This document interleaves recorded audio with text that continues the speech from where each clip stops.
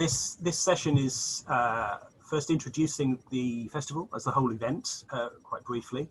Then I'll say something about briefly about the basis on which I'm going to talk about the middle way. But the main thing in this session is to just outline some basic ideas about the middle way itself, to give you some idea what the whole festival is supposed to be about, what its overall approaches, what animated it. So just in terms of how we'll proceed, I'm planning to talk for about 40-45 minutes. During that time, you are welcome to communicate by chat if you wish, and also particularly later on, if you'd like to write in questions in the chat. Barry has kindly offered to help me out here, so he'll be monitoring the chat. And the idea then is, during the last 15 or 20 minutes, we will have questions and discussion. And Barry will select questions from the chat box and ask you then to speak your question so everybody can hear it.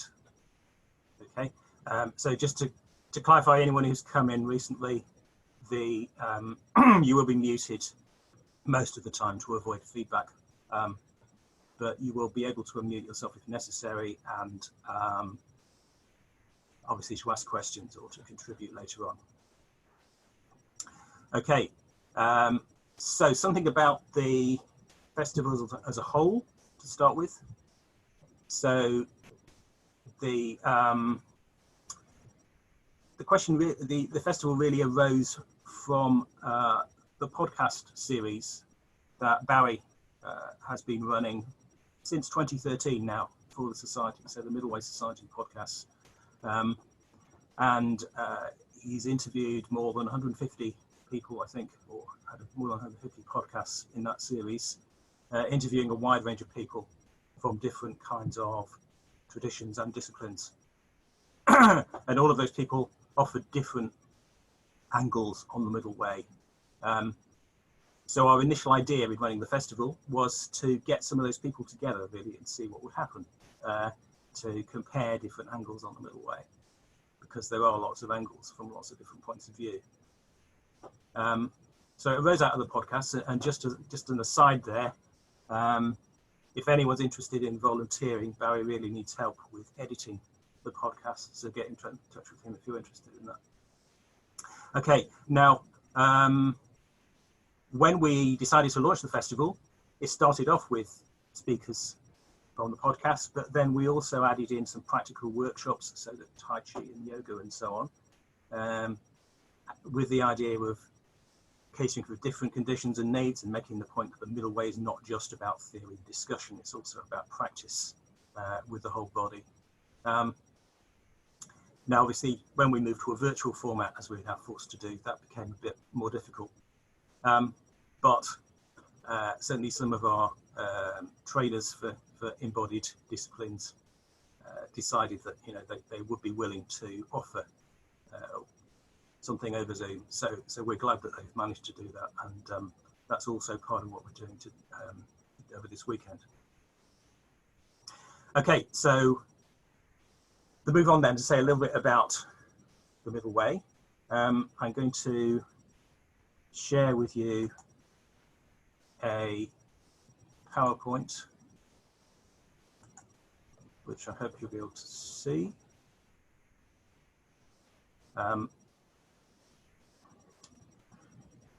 So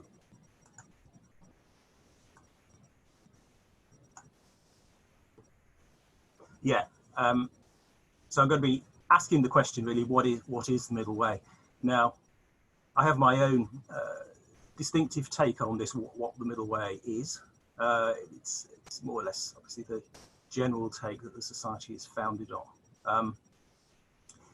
That take on the middle way is it's not based on any one tradition, such as Buddhism, for instance, nor any one academic discipline. It's based on a range of sources and influences.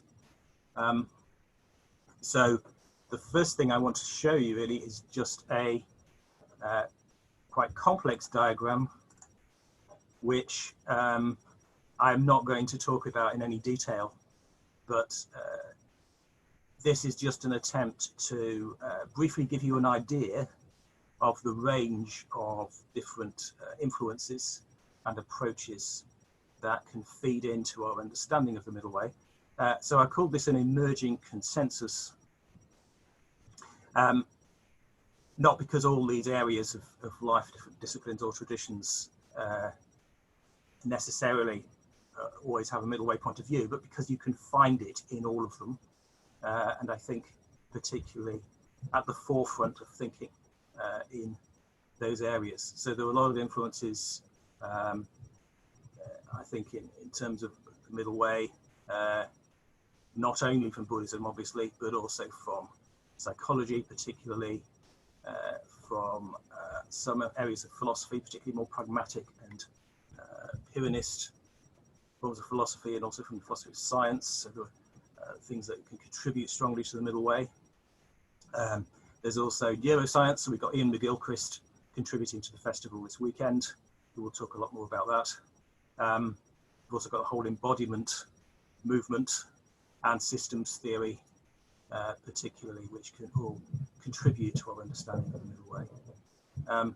So it's a synthesis. Now I'm just going to say a little bit also about how I also have approached this myself, or basically on what basis I'm now talking about the middle way. So really it's based on 20 years or more of study of this topic on my part, which started off, I suppose, in roughly in one discipline, philosophy, but it became rapidly a very interdisciplinary study.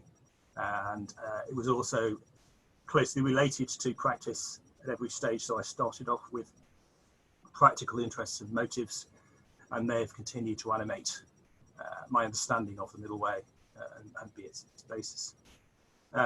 So the process that I've been through in the last 20 years could be roughly symbolized by these three crucial books. So I started off with a PhD thesis, which I completed in 2001. That really arose from certain insights, particularly the middle way, that I got from Buddhist practice, and then started applying them in the context of philosophy, Western philosophy. But it rapidly then started bringing in psychology and sociology and lots of other sources. And it was concerned with finding basically a justifiable value position, which avoided absolutism and relativism.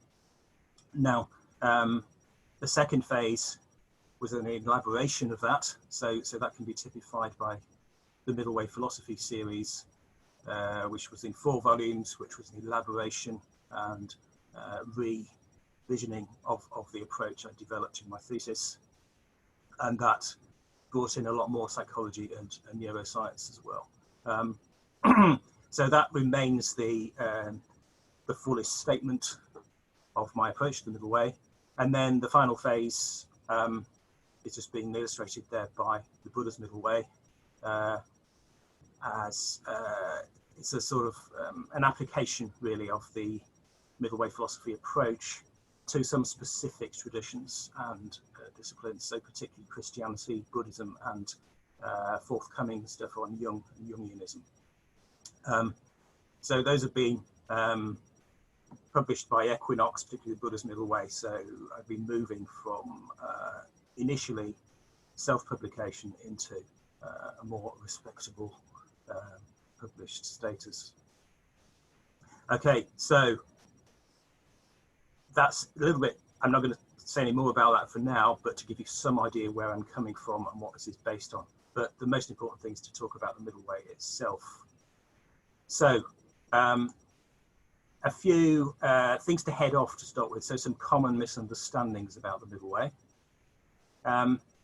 What the middle way is not. So it's not a compromise, or at least not necessarily a compromise. So the story of the wisdom of Solomon is probably a good illustration of why compromise is not necessarily always a good idea. So two women were arguing over possession of a baby, which of them was the true mother, and Solomon said, okay, let's cut the baby in half. So that's a compromise, but obviously it doesn't address the conditions involved. And so what matters with compromise is how you frame it, what assumptions you make in the compromise relative to the conditions around. So it's not a compromise, it's not an indecisive stance. So there'll be a lot of talk in the middle way discourse about more reflective ways of judging things. But that doesn't imply that you can't act decisively when necessary. It's really about taking advantage of the opportunities we have, which are many, I think, to reflect more and to make judgments more slowly when we can, so as to make them better.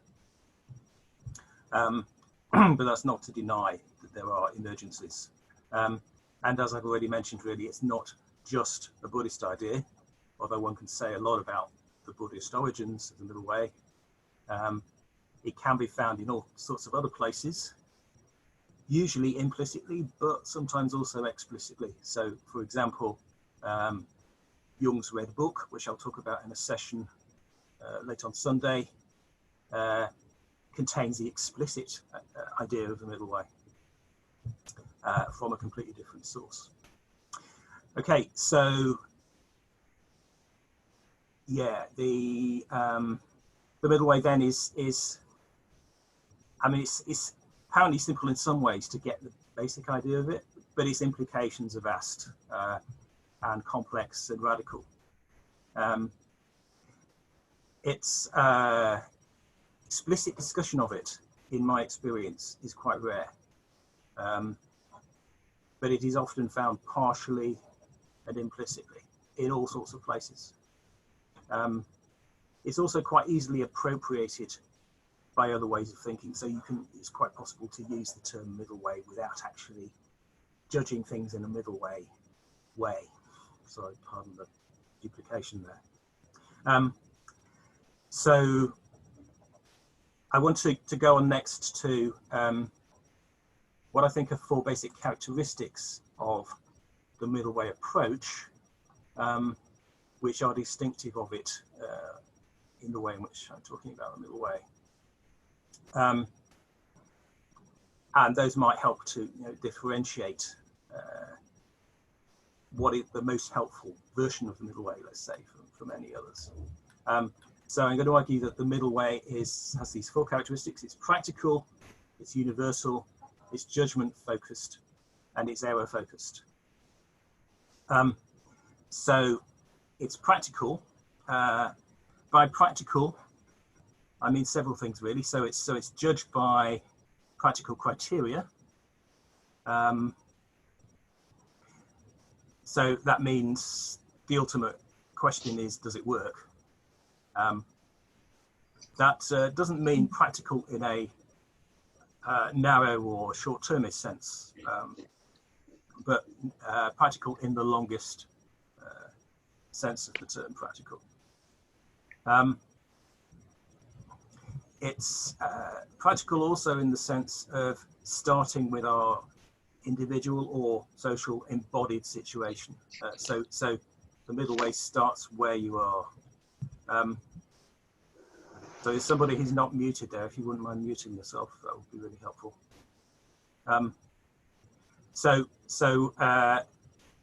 The practical situation starts at the beginning and then moves on, in the direction of whatever ideals you may have. But you always have to take into account where you start as well as where you're going.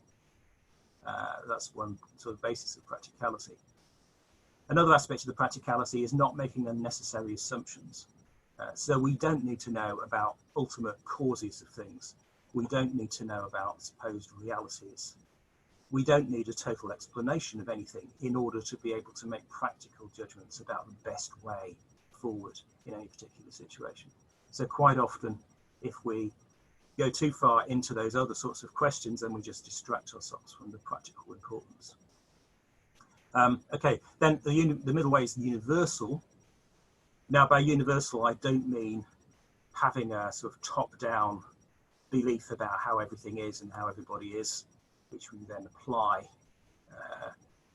regardless to everybody and everything. I mean that we have an aspiration for whatever we say about the middle way to be applicable to all humans, and it to be based on the widest and longest term available understanding. So that's always a test we need to apply to the middle way. Is it actually universal, or is what we're saying about it actually only applicable in a certain context, to a certain culture or a certain group? Obviously, there are particular articulations of it which will be applied in particular places. But if the middle way is going to be useful, it has to be able to overcome conflicts between different groups and between their different ways of thinking about things. I think that's central to what the middle way is for. It's about overcoming conflict, and universality is essential for that. So we need to continue to strive to come up with ways of thinking about the middle way, which are not just the product of a particular culture, but are actually helping to engage with other cultures. So that, by the way, is the reason why I no longer use a lot of the Buddhist terminology for the middle way. Although I'm very influenced by Buddhism, I find the usual Buddhist formulations of the middle way too culturally and historically specific. You know, they were doubtless useful in the time of the Buddha, but not so much now. Okay, the third criterion is judgment focused. So the middle way is about judgment. So judgment is something we do all the time. We make choices, we make interpretations of what we encounter, big or little. So there can be little choices we make all the time, like you know, you're eating peas and potatoes. Do you eat the peas first or the potatoes first? You know, there's a little judgment.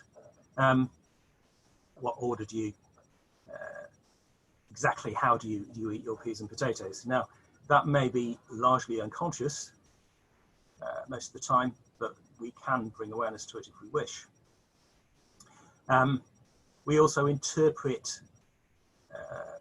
what people say to us in different ways, and that also involves judgment. So judgment can be big or little, it can be implicit or explicit, but all the time we're making judgments. And the middle way is really about working with those judgments and trying to improve them. So it's not about claims about the universe or anything of that kind. It's focused on that point. That's obviously part of its practicality. Fourthly, it's error focused. Now, that again is a sort of limitation deliberate limitation in what the middle way is focused on. So it's about eliminating certain kinds of identifiable worst mistakes, if you like, rather than finding a final answer and deducing from that how we ought to be or what we ought to do. It's saying, well, there's certain ways of judging that we can see are mistaken in our own experience, and we can try and avoid those. So it's working that way around. It doesn't give us final answers, but it does help, I think, to eliminate certain kinds of important errors, problems, whatever you want to call them, which do interfere with the adequacy of our judgments.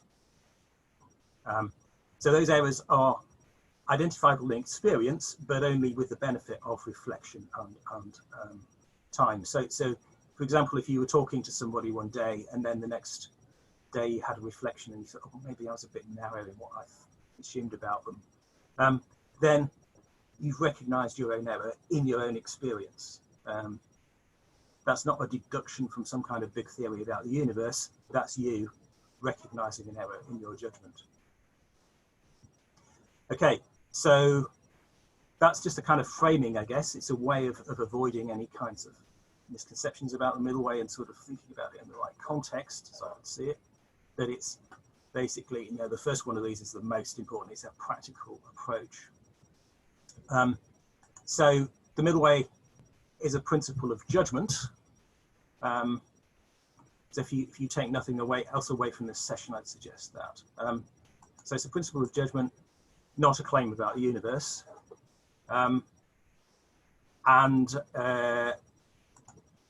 It focuses on how we make judgments. So what you're doing at the point when you make a judgment. Not on what we make judgments about. So it could be about nuclear physics, could be about whether to eat your peas or potatoes first.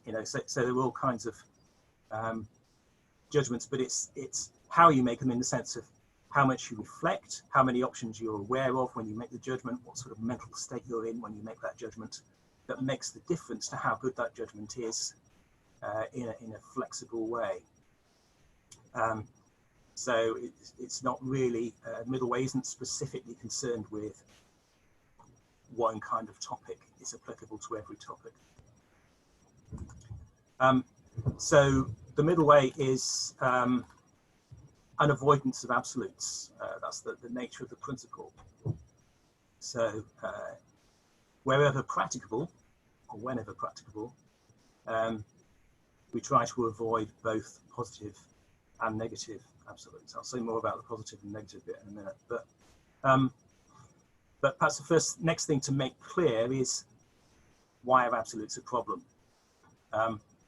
So I'm going to suggest sort of 3 major reasons why they're a problem and why we need to avoid them as much as we can. So absolutes are ill-adapted.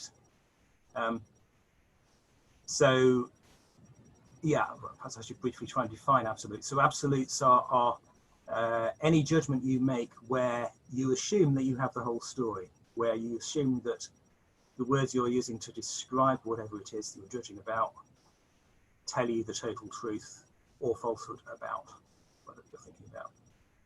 So if you think you have the whole story, maybe that story you've got will work in a certain context to start with, but things change. So given the variability in conditions, things change, but if you don't, if your judgments don't change, then you will end up ill-adapted to new conditions. So that's where, you can also, or I also use the terms dogma or metaphysics to use it to describe this term, absolutes. And again, that raises other issues which I'm not going to go into now, but those alternative terms I've used. Now, another reason for avoiding absolutes is that absolutes depend on emotional shortcuts. So there's a whole emotional aspect to this. Absolute beliefs are likely to be maintained by obsession or fear. Obsession or fear are kind of shortcut our thinking. They make us less aware of the range of possibilities because we're in emergency mode. It's something of overriding importance which is stopping us reflecting on alternatives.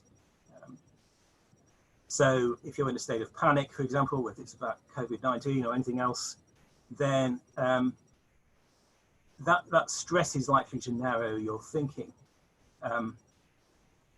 And it's also likely to create reinforcing feedback loops. So anybody who's tried meditation will have experienced this, that when you get distracted in meditation, then you will experience the same thing happening over and over again. You realize that you've gone back to the same point. And usually there's some kind of either obsession or anxiety influencing that. And that's likely to lead to poor judgment because it's narrowing your thinking. And then the third problem with absolutes are deludedly self-sufficient. So they think, or you think, at the time you're immersed in one, you think that you've got the whole story. This is associated with the over-dominance of the left hemisphere in Ian McGilchrist's neuroscientific account. But whether that's correct or not, we can still experience that deluded self-sufficiency. So even if that neuroscience turned out to be wrong, there's still something you can just experience just by meditating. You know, you can get caught up in this sense that you have the whole story when you don't, or when later on you realise that you didn't. Okay, so absolutes are a problem. That's the sort of basic analysis of the middle way, and we need to try and avoid absolutes in our judgments. So then if we go on to the middle bit, so why is the middle way middle? As I mentioned earlier, not because it's a compromise. So the reason it's a middle is because it's navigating between positive and negative absolutes. So the alternative basically to an absolute judgment is not its opposite. So if you go straight to the opposite of an absolute judgment, you will get another absolute judgment. So let me give you an example from current widespread discussion of COVID-19 conspiracy theories, say. So those often tend to be based on absolute judgments, people wanting a quick explanation for everything, somebody to blame for COVID-19. So it's all cooked up deliberately by the Chinese, for example. But if you reacted against that absolute belief by formulating an alternative one, that say you believe everything the official communications of the Chinese government, as that would be the opposite absolute that you basically, instead of saying yes, you are totally denying that position. You're moving from a total belief in a truth to a falsehood, and that's accompanied by psychological states at the point of judgment that do not involve examining alternatives. So obviously the best way to respond to something like a conspiracy theory is to examine the evidence critically, rather than either saying it's totally true or totally false. And that can apply to a whole range of absolutized debates, which you'll find going on constantly in human life, on social media, in religion, politics, all sorts of places. So the middle way allows us to reframe by not accepting the framing of absolutes, so not accepting the basic assumptions that are involved with taking an absolute position or its opposite. And that allows us to integrate those positions. Now, the two mules picture, which originally comes from, it's a Quaker pacifist picture, I think is a good way of illustrating what I mean by that. So the two mules, to start with, if you look at the first three pictures at the top there, they're obsessed with eating the piles of hay that they think are really important. So they're in a state of obsession, possibly a state of panic as well, because they can't get their hay. They're absolutely opposed to each other, and they think that the other is stopping them from getting what they want. And as long as they're in that frame, so as long as they're making the assumptions they're making, they'll be stuck in that conflict. So that conflict could obviously be between different social groups, or it could be within yourself. So there could, for example, be a bit of you that wants to smoke and another bit that wants to stop smoking. Those could be the two mules. So there are all sorts of contexts where we find two mules of some kind. But in all those different contexts, the solution is going to come from the fourth picture. So the mules pause, and they allow other possibilities to be considered at that point. And obviously then they reframe, so they make different assumptions and they start managing to find a solution for both of them, that they can both eat the pile of hay, one after the other sequentially.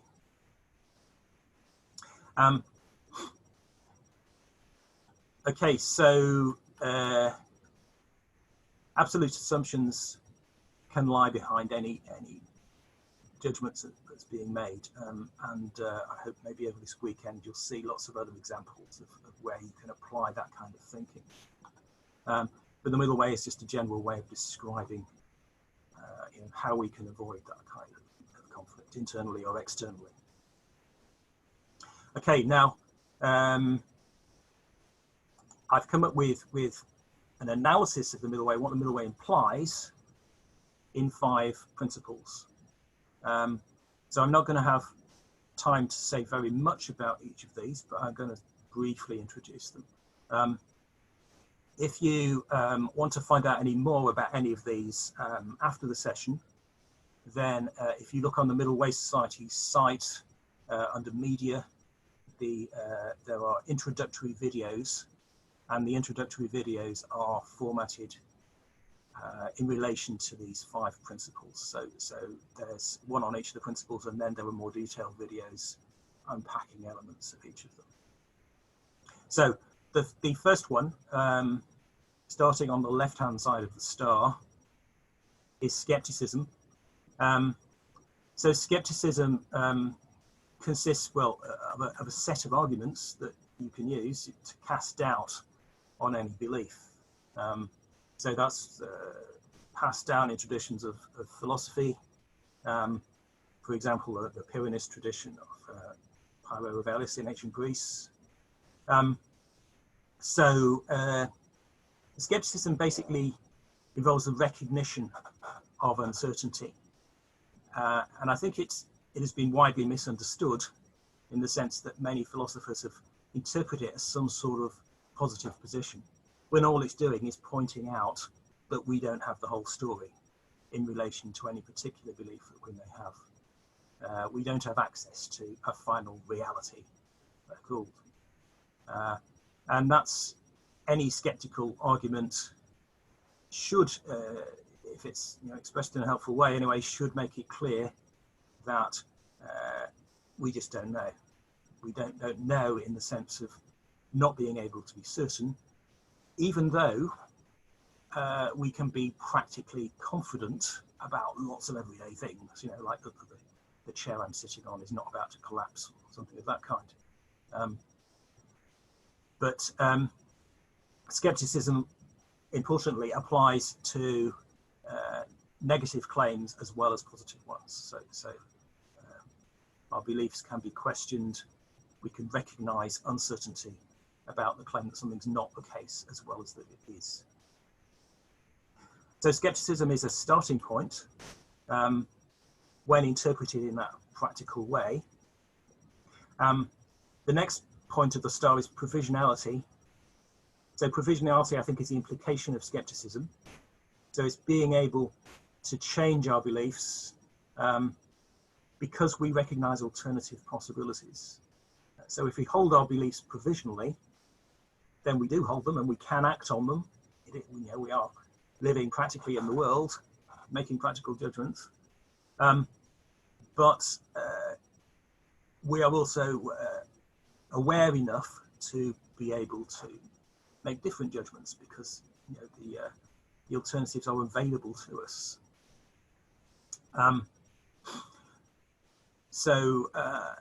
Often that means thinking of the alternatives to the view that you've got as not just a negation of your view.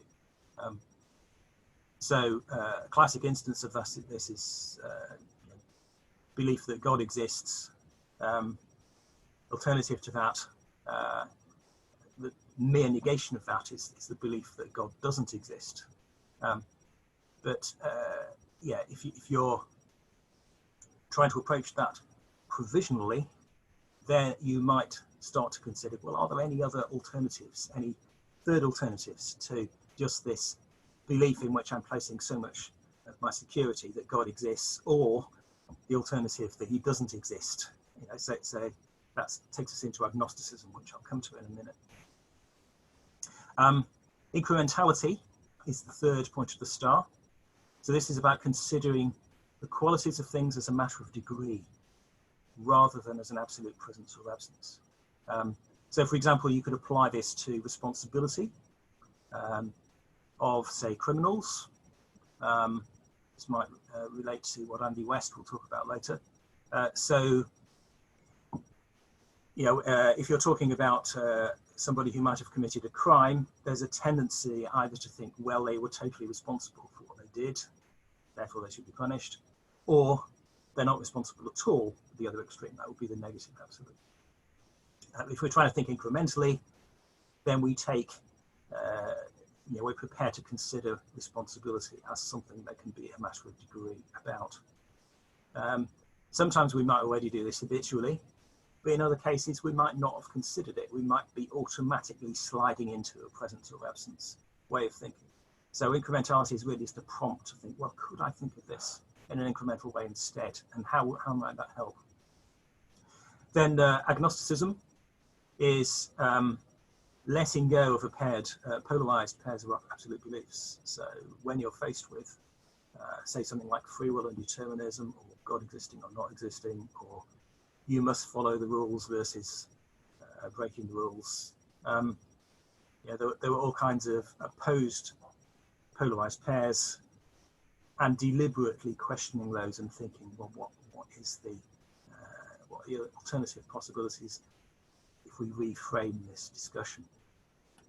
And then finally, integration is the psychological conditions for doing this. So if we want to improve our judgments and overcome conflicts, then we need to create the conditions whereby we can judge things better. So that's where integrative practice comes in. There are all sorts of ways in which we can, as it were, prime ourselves so as to be able to make better judgments in the long term. That's what I'd describe as an integration process. And that can apply at an individual level, but also at a social level. Okay, and then briefly then, before I already going slightly over time, but a little bit about the practice of the middle way. If you're trying to put this approach into practice, this very much involves trying to change our habits in the long term, which is obviously a long-term project. Now, the issue with changing your habits is that it's easy to slip into either the free will view, that is the assumption that you can, you know, if you really wanted to, you could do what you want. You can completely change yourself immediately. Or the determinism view that you can't help how you are and you can't change it.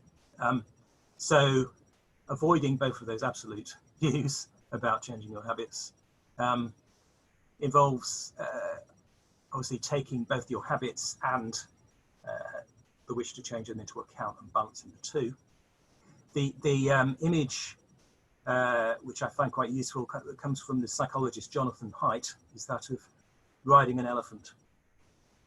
So if you're riding an elephant, then apparently, I haven't actually done this, but apparently you can't just steer the elephant. You can't tell it to just go left or go right and it responds. It's not like driving a car. So you have to plan ahead. You have to think, well, where does the elephant want to go, and how could I sort of subtly influence where the elephant wants to go? And it depends on also an embodied relationship between you and the elephant. So there's all kinds of complex awareness involved, I think, in riding an elephant, which also applies to riding yourself, as it were, and changing your own habits. So it's a long-term project about changing the conditions of your judgment. And there are all kinds of practices that can help with this. So this is a somewhat complex table, which I'm not going to go into any of the detail of this, but it's just intended to give you a brief idea of the range of practices that can help support practice of the middle way. I categorize these in 3 ways. So the integration of desire, would cover meditation, for example, and embodied disciplines like say yoga or Tai Chi, and various other things. But they work fairly immediately on our mental states to try and boost our awareness, basically, and relax obsession or anxiety, so as to enable us to make better judgments in the short term. If we make good use of that, then we can build it up into the longer term. Then the integration of meaning is about developing more possibilities, developing imagination, really, so that we can become more aware of new possibilities and therefore be more provisional. So that's where the arts come in, especially. Also practices like focusing. And then the integration of belief is particularly typified by critical thinking, but also by a lot of other academic and scientific practices. So that means working directly with our beliefs when we make judgments and being aware of the assumptions that we're making, particularly, and where they might be absolute assumptions. Okay, that's enough of me chuntering on.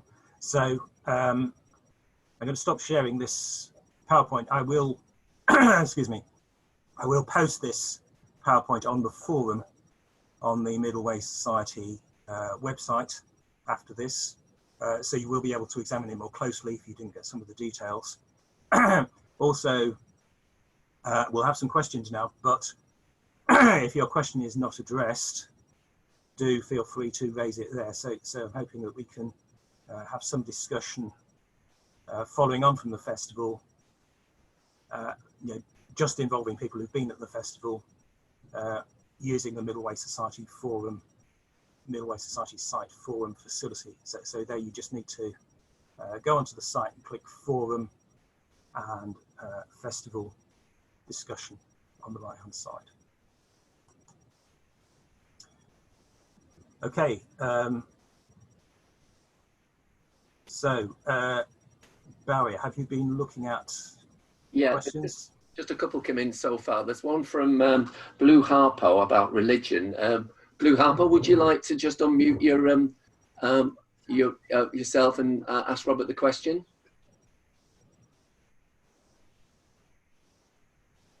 Okay, well, I could ask him. Hello, thank you. It's basically what it is.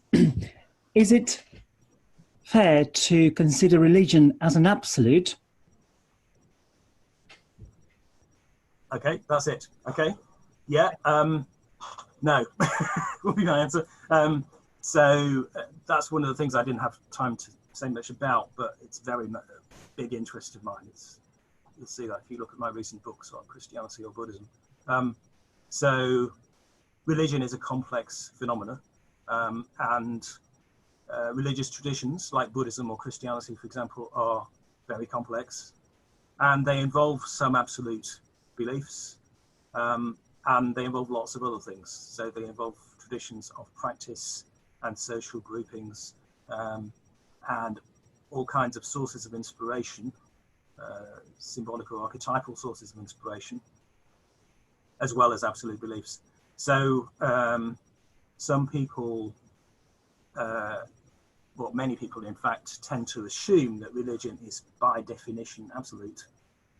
I would disagree with them, because I think once you examine religion, you find a lot more there that we can draw on, as well as absolutes. So that obviously means you need to go through a critical process with religions, trying to sort out what's absolute and therefore to be avoided under the middle way, and what can be drawn on and can be helpful to you as part of middle way practice. So hence there's a Christian middle way and a Buddhist middle way, and so on. I think we're working within any of those traditions. Do you want to come back to me on that? Thank you. So there wouldn't be one middle way between all religion traditions, or is it possible to achieve one middle way then? I think, well, you can talk in both ways. So you can say, yes, there's one middle way in the sense that at least we're trying to create something that's universal. Let's say that's an aspiration, it's something we have to keep working on. But if that universal middle way that we're trying to create is effective, it should be able to resolve conflicts between traditions. So in that sense, there's one middle way. But in another, of course, there will be a particular expression of the middle way for people within a particular religious tradition. So in Buddhism, for example, people have specific ways of talking about the middle way, which have proved helpful to them. They don't have to suddenly drop those and adopt somebody else's. You know, they could carry on using those ways of thinking and symbolizing and so on, which have been helpful to them. And that can be compatible with the middle way. Okay. Thank you. Okay, and there was a question from Tony Vedanta about the diagrams, and a guy's just put up a link on it, but could you just give people a rough idea where people can find the various diagrams you've shown in the PowerPoint, Robert, please? Yes, so as I just said, I will post my PowerPoint after the end of this session on the Middle Way Society site in the forum. So if you go to the Middle Way Society site, middlewaysociety.org, on the right-hand side it says forum, and on the drop-down menu from that there will be festival discussion. Yeah, so I will start a topic on there about this session, and obviously there you can raise any further questions you want and discuss the issues. Okay, then there's a question from Robin about practicality. Would you like to address that question to Robin?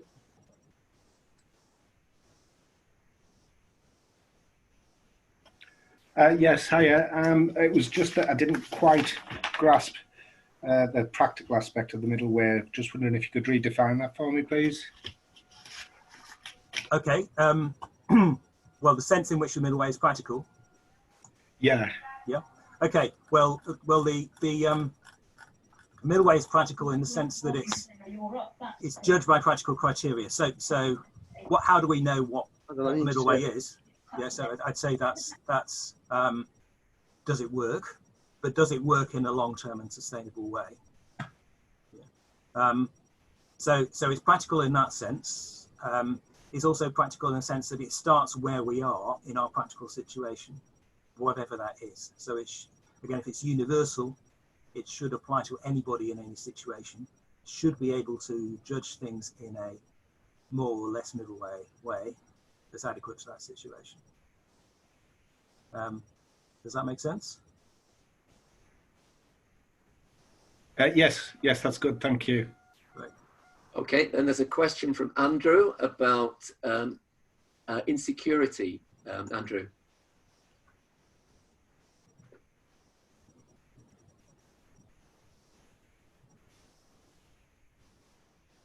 Okay, well, maybe I could just ask that for him. If absolutes bring, albeit false security, does the middle way engender constant insecurity and its consequent negatives, i.e. anxiety, fear and worry? I would say no, obviously, because if you think about the psychological, well, the emotional impact of anxiety and obsession, which I mentioned, those actually interfere with our ability to practice the middle way and to judge provisionally. So that's where integration practice is a vital aspect of the middle way, I think. So if, for example, we're doing some mindfulness practice, then we should be able to hopefully calm down the insecurity, the anxiety that accompanies that insecurity. So yeah, although we may be facing up to uncertainty, facing up to uncertainty doesn't necessarily mean that we feel insecure. If we are practicing sufficiently. So that's where I think it's vital not just to try and think intellectually in the middle way sense, but also to ground that on practice and other kinds of practice, and where the three levels of practice that I talked about at the end there are interdependent. You know, so we need, for example, mindfulness along with critical thinking, for instance. Do you want to come back to me on that, or well, he wasn't available, was he, Andrew? Okay, then we've got a question from one of our speakers, Catherine Weir. Hi, Catherine. Would you like to ask Robert the question? Unmute. Hi. Okay. Hello. Yeah, right. I was wondering whether you had any thoughts about the possible links between the middle way and metamodernism. I'm finding metamodernism a very useful way of kind of finding hope in a grim world. You know, the basic idea that modernism posited we're all progressing towards a golden future, and then postmodernism said no, it's all relative nonsense, you know, let's Right. and became kind of deeply ironic and hopeless. And that metamodernism in a way surpasses both of those, incorporates both of those into a kind of a view that says there is a middle way between them, and that we can have hope even in a relativistic world. And I've just personally find that really interesting. And I just wondered whether you'd got any thoughts about the overlaps and the similarities. I'll mute myself again now. No, hold on a minute, because I want to hear more from you about that. To be honest, I haven't heard that term metamodernism before. So I mean, are there particular thinkers you're? Oh yeah, it's a thing. Okay. It's a thing. Yeah, it's a kind of branch of. It started in the sense as an artistic movement, but it's become a branch now of. Yeah. I don't know what you call it, thinking. I mean, it's philosophy, psychology, and so on. So anyway, I'll just throw that into the mix really, and say it's a whole way of approaching this, you know, how we survive the crisis. Yeah. In a way that is both realistic, you know, that doesn't presuppose that there's naturally, you know, an evolution towards enlightenment going on for humanity, and that we may all be doomed indeed, but we don't just have to fall into gloom and relativism. So I'll just recommend that really. There's some jolly good stuff around about that.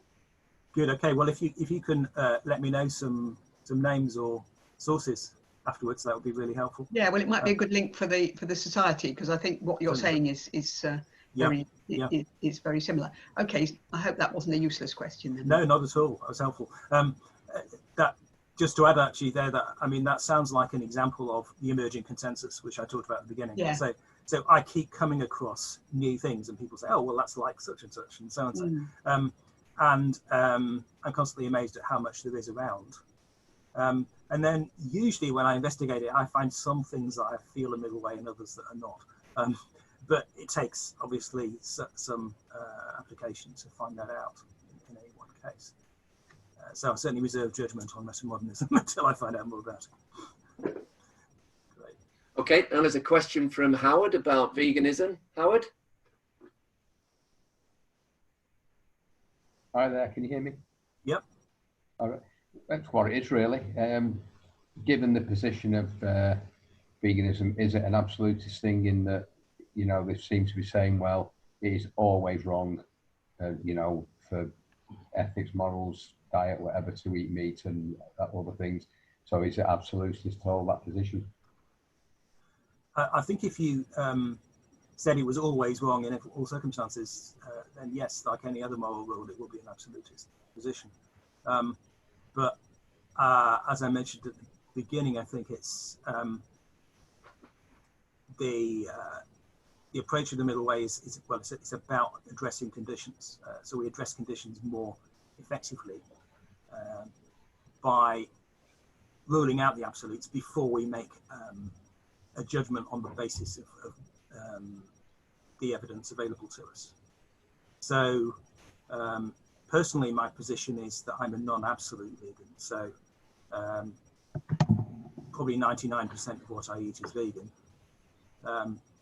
But I try not to make it a matter of purity.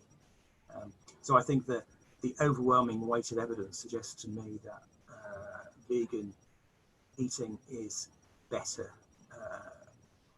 It addresses more conditions, particularly conditions in the environment, as well as those of animal welfare. So that's where I've arrived at, you know, trying to apply the middle way.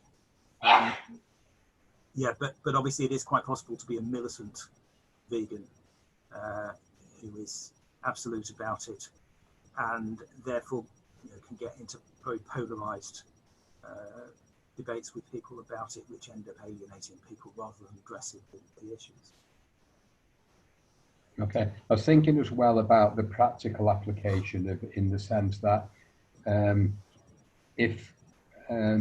so there can be implications, for example, if you going from what you said, Robert, if you're saying, well, you know, evidence would suggest it's beneficial, or should therefore the government actually pass laws and say you cannot do this, you cannot eat meat, or you don't have that choice to do it? So it may not just be a simple question of free choice, might it? It might be actually restrictions, and would it be appropriate therefore to do that, for the government to say you will not have dairy, you will not have chicken, beef, you know? So that's the kind of thing as well, isn't it? About people therefore not being able to do things, or do things whichever, you know. Yeah, well, that's where we get into the political applications of the middle way, and I think it does have political applications in the sense that, well, for example, governments can make better or worse decisions based on how much they take into account. So if they're making judgments on the basis of an absolute ideology, then they may well limit how they make their decisions, and therefore make worse decisions for the circumstances. So whether government legislated to stop people eating meat, for example, would have to take into account all the conditions, obviously not just one particular limited ideological view, whether that was vegan or the farming lobby on the other side. For example, you'd have to take into account the psychological effects and how people would react and so on if you brought it into legislation. Okay, we've got time for one final question, Robert. Okay, yeah. It's from Hannah. Are you there, Hannah? Would you like to ask your question? Hi. Yeah, my question was, would you agree, but my experience, that possibly the mystical branches of various major religions, especially Christianity and Islam, and I say sometimes even Buddhism, are generally closer to the following middle way principles than other more mainstream areas of those religions? Yes, I would generally agree with that. Yes, and I think I mean there is this division, I think, in the way people use the term mysticism. So people who kind of identify with secularism, I've noticed, often use the word mysticism negatively, but people who have identified with it use it positively. To me, I think the mystical traditions offer a lot of recognition of uncertainty in relation to religious experience. So, for example, recognition that they might have an experience they call God, which I would describe as an archetypal experience of God, and they recognize they don't know what God is or what God's saying or anything of that kind, which is a basic kind of skeptical position. It's a recognition of uncertainty in order to engage more fully with the richness and meaning of experience, including religious experience. So I certainly see that happening in what I've read of the Christian and Muslim mystics, as well as in Buddhism.